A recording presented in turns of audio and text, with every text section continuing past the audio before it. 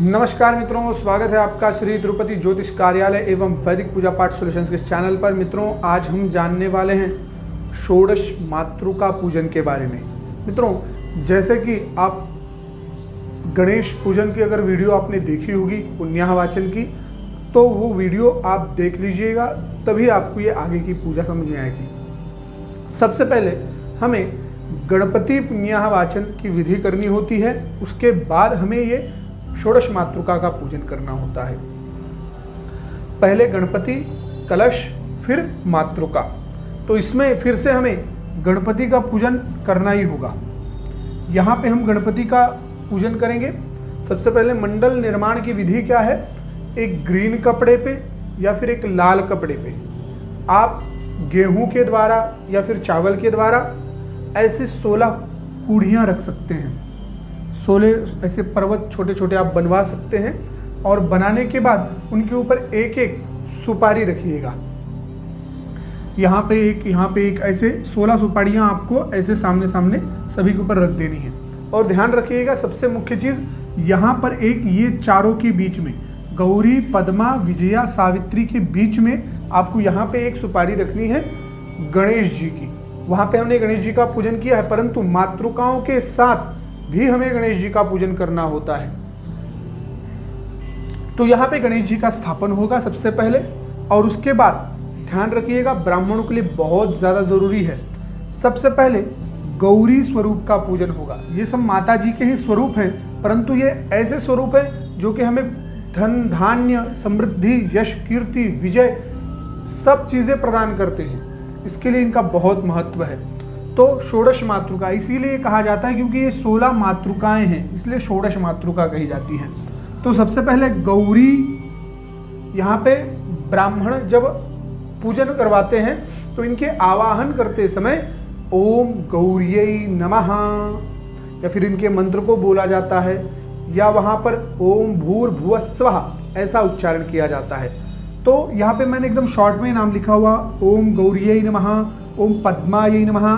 बहुत लोग क्या करते हैं गलतियाँ, ब्राह्मणों से भी होती है, यजमान से तो होने ही वाली, कोई दिक्कत नहीं उसमें, परंतु उनको पुकारते कैसे? क्योंकि मैंने बहुत जगह पर देखा कि ये विकृति चल रही है इसमें।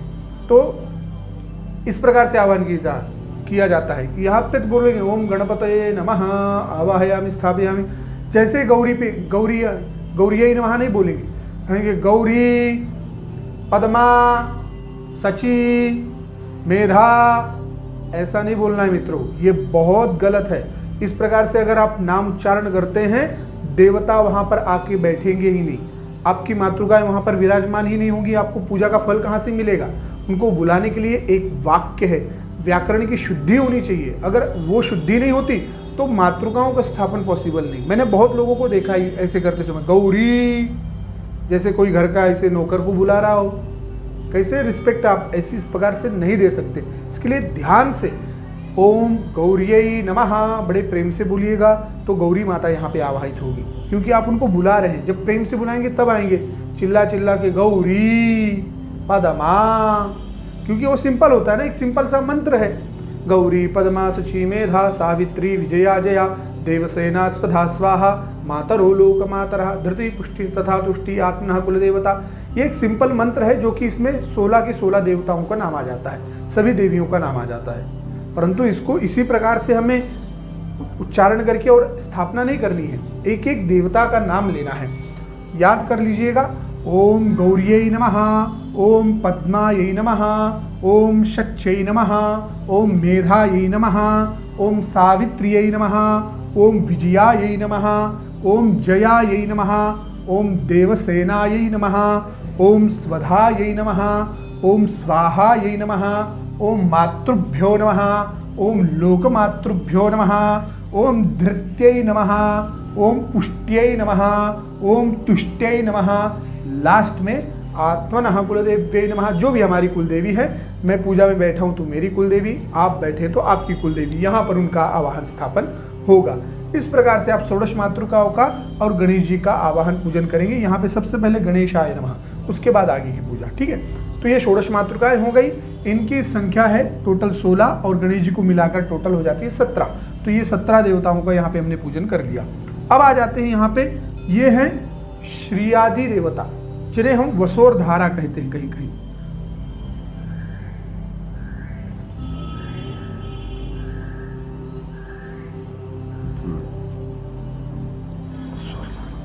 वसोर धारा कहा जाता है, तो हम वसोर धारा का यहाँ पे नाम उच्चारण सीखें। ओम श्रीयै नमः, ओम लक्ष्म्यै नमः, ओम धृत्यै नमः, ओम मेधायै नमः, ओम स्वाहायै नमः, ओम प्रज्ञायै नमः, ओम सरस्वत्यै नमः।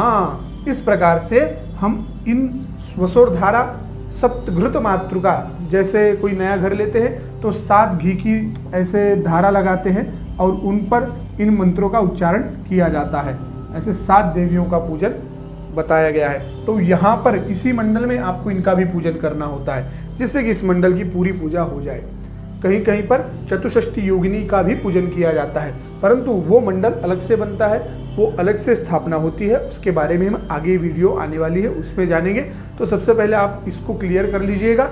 इस प्रकार से आपको आवाहन स्थापन करना है, जिससे कि आपको आपके कुल देवी का पूजन का पूरा फल मिले।